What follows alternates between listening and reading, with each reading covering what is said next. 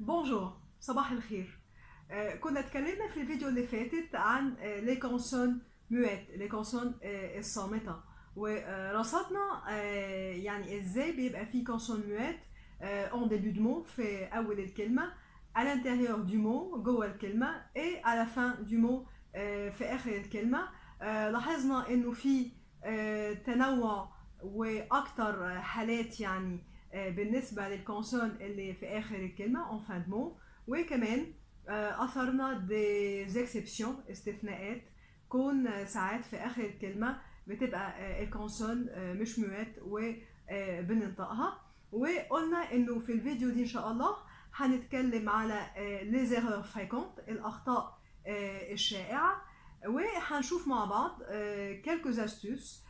هي مش قواعد، هي بس كده طرق هتسمح لنا اننا نتفادى بعض الاخطاء، مش كلها، لانه زي ما قلنا برضو في الفيديو الاولانيه لي كونسونوات دول هم مصدر اخطاء، سواء في النطق او اخطاء يعني املائيه. اوكي، قبل ما نبتدي في التفاصيل يعني في الاخطاء دي هي ايه يعني، وليز استوس او لي بروسيدي او الطرق اللي هتخلينا نتفادى الى حد ما الاخطاء دي المتعلقه طبعا بالكونسونوات.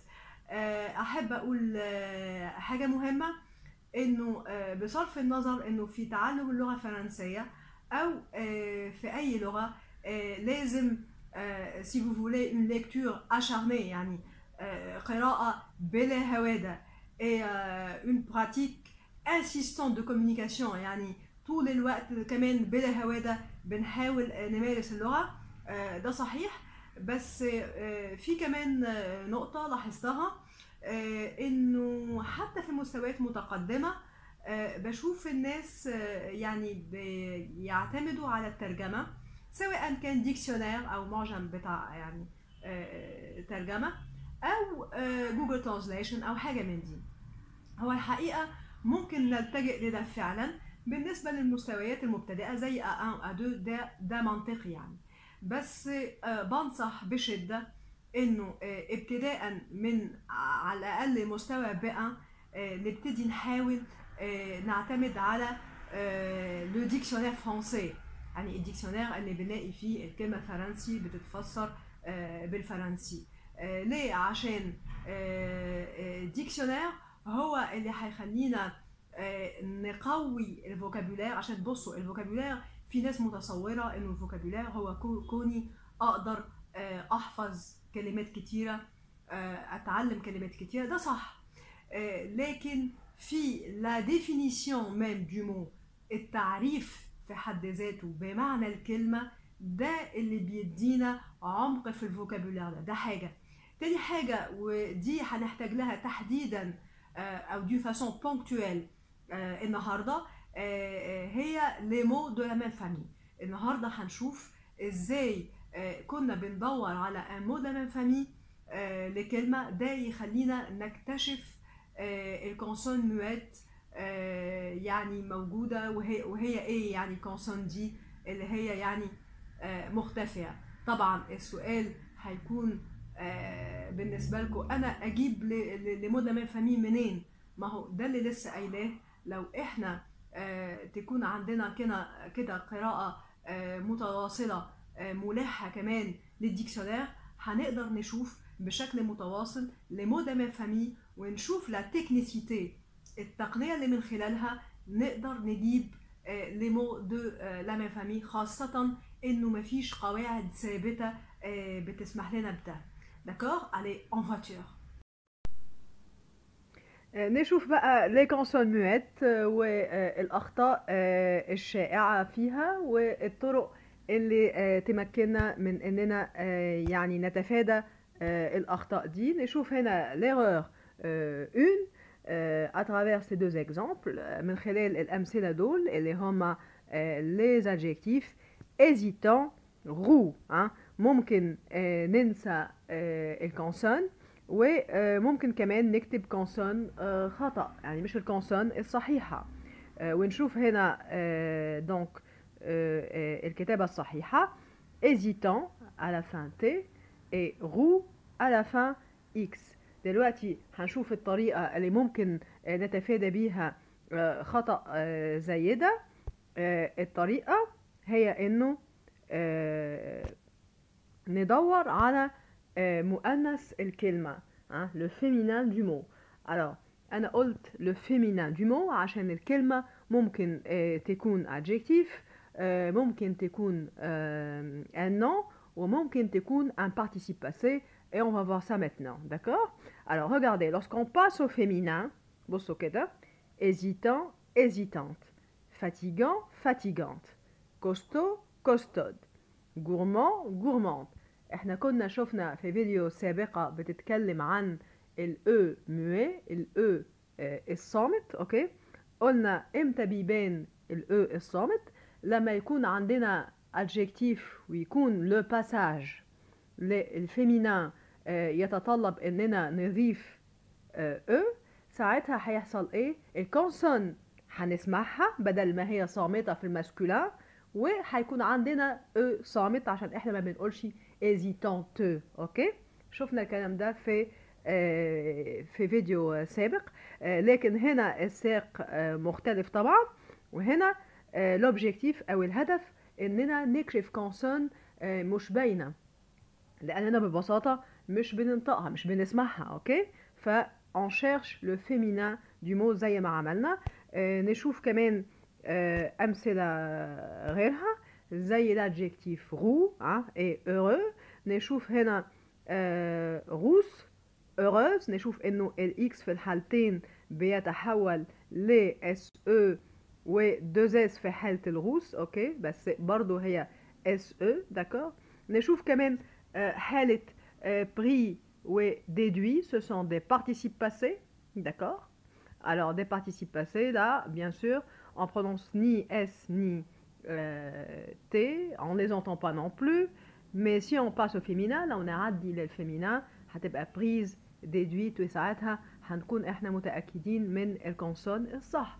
ساعات ناس بتكتب البارتيسيب باسي خاطئ، يكتبوا بري بالتي او déduit بالاس وهو مش كده. اوكي، طبعا بالنسبة لطريقة انه الادجكتيف دول اللي بالاكس لو نمر للفيمينان بتوعهم نحصل على اس او، دي مش فالابل دايما، وده اللي هنشوفه، او الاستثناء ده واستثناءات غيرهم هنشوفهم في اخر الفيديو. اوكي، عشان كده انا تفاديت كلمة قاعدة، هما مش راجل، هما مش قواعد، هي بس طرق تساعدنا اننا نكشف يعني او نتفادى الخطأ من خلال كشفنا عن الكونسون الصح. نشوف un étudiant, une étudiante، هنا on a un nom، ce n'est pas un participe passé, ce n'est pas un adjectif. Ok, alors on passe à l'erreur 2. هي بتبان نفس الغلطة عشان احنا برضو بنخطئ في الكونسون اللي اخر الكلمات، لكن الطريقة طريقة المعالجة او تفادي الخطأ هنشوف انها مختلفة. نشوف هنا les exemples long, don, galop, bon. d'accord. نشوف هنا بقى انه en vérité c'est l'adjectif long à la fin T, don à la fin T, galop à la fin P et bon à la fin donc D. on se trompe souvent زي ما قلت. ممكن نكتب كونسون خاطئة او مش بنكتب الكونسون خالص. اوكي، عشان ما سمعناهاش.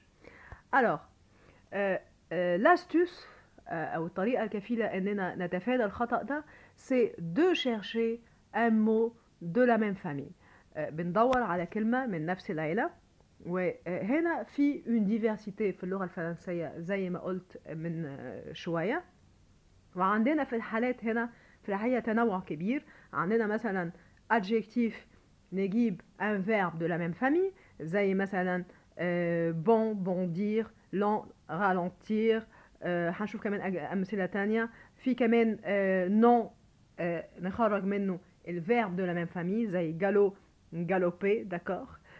في مثلا non نجيب الفيرب بتاعه او non تاني زي fusil fusillade fusiller. في كمان نجيب l'adjectif d'un nom qui est de la même famille d'un nom زي dentaire dent. d'accord. نشوف أمثلة تانية. مثلا هنا absent c'est un adjectif نجيب un verbe de la même famille s'absenter d'accord. Port portuaire porteur. Grand grandir on a adjectif ou le verbe de la même famille. Chant chanter d'accord. Un chant c'est un nom ونجيب un verbe de la même famille. Long longueur longévité. Mépris mépriser d'accord. في أمثلة متعددة les mots de la même famille اللي خلونا نقدر نعرف انه في كونسون مستخبية اذا حبيتوا داكور. نشوف كمان الامثلة دي accord accordé tard tardif suspect suspecté. نشوف دايما انه لما بقى ندور على الكلمة de la même famille هنلاقي نفسينا نضيف بعد الكونسون مباشرة voyelle vous remarquez toujours d'accord. suspect voyelle وبعدها حروف تانية suspect suspecté phare fardé complot comploter rang ranger d'accord vent ventilateur vanter d'accord. alors l'erreur 3 maintenant الغلطة الثالثة ايه الشائعة بنقول مثلا réussir le maintien du même niveau d'accord. نيجي هنا ونكتب maintien بالتي. هنا خطأ هي في الواقع maintien santé d'accord. هنا احنا بقى هنعمل ايه هنتساءل maintien ده il appartient à quelle classe grammaticale هو verbe او non. هنتساءل السؤال ده d'accord.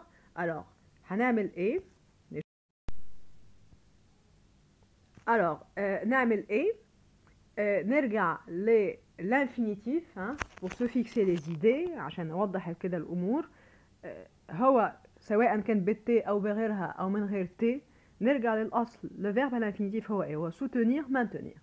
alors si on le conjugue au présent de l'indicatif ونحط معاه il la troisième personne donc du singulier بتبقى il soutient il maintient وطبعا بالنسبة لسوتونير هو يخضع لنفس حالة maintenir d'accord. et on dit مثلا cours de soutien d'accord.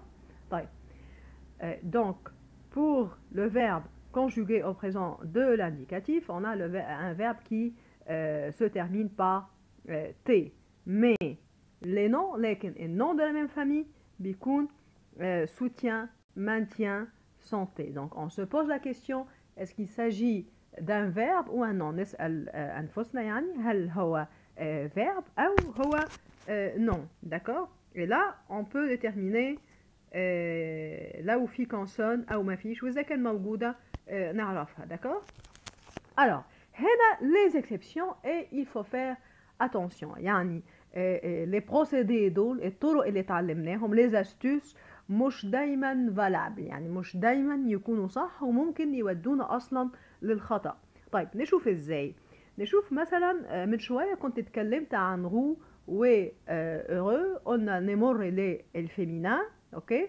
فلما نشوف تحول او نلاقي اس او او 2 اس او ساعتها نقول انه الماسكولين كان فيه اكس دونك ان اكس صامت تمام. طيب نشوف هنا انه لا عندنا بدليل عندنا دو الفيمينان بتاعه بيبقى سي او اوكي. يعني مش يعني هنا سي اون اكسبسيون داكور للطريقه اللي لسه شايفينها. نشوف حاجه تانية زي سير سيرفيدي داكور. عندنا ان مو دو لا ميم فامي بس نشوف ايه بقى. نشوف انه الكونسون اتغيرت في حين قلنا من شويه انه lorsqu'on cherche un mot de la même famille الكونسون تقعد وبعديها بيجي فويل وممكن حروف تانية اوكي. بس الكونسون بالنسبة للقاعدة اللي او الطريقة اللي بتقول بندور على un mot de la même famille الكونسون بتقعد. بصوا هنا الكونسون اصلا بتتعوض بكونسون تانية وبالتالي الطريقة او الاستيوس اللي شفناها مش هتكون هنا مفيدة وممكن تخلينا نخطئ يعني. نفس الحاجة بالنسبة لأفلو أفلوينس بس هنا بقى الكونسون بتختفي خالص. لو بالنسبة لسير سيرفيدي الكونسون بتتغير هنا الكونسون بتختفي خالص. نبص كمان الاكزامبل ده اللي ممكن بجد يودينا للخطأ ان هو بارتي بارتيزان. هنا بارتي مش اون بارتي يعني جزء، هنا ان بارتي بمعنى حزب سياسي، ان بارتي بوليتيك يعني حزب سياسي. وبارتيزان هو الشخص يعني المتحمس او المتابع او المحب للحزب ده. داكور. بارتيزان تمام. نشوف هنا انه لو نشوف احنا بارتيزان هنقول تلاقي الكلمة الاصل فيها الاس واحنا اضفنا ان وبكده بقت الاس بنسمعها. لا، في الواقع هو ما كانش فيه اصلا كونسون وبالتالي هنا ممكن كمان تودينا للخطأ. هنا عندنا une consonne، اضفنا كونسون من عندنا. اوكي طيب نشوف كمان شامبيتر نفس الحاجة، عندنا هنا une consonne qui a disparu زي affluence مثلا، عندنا une consonne qui a disparu ما عادتش موجودة. اتمنى تكون لمحة بشكل ما وديزاستوس كده على ديزاستوس يخلونا ممكن نتفادى الأخطاء. اوكي. Sur ce, je vous souhaite bon succès. À bientôt.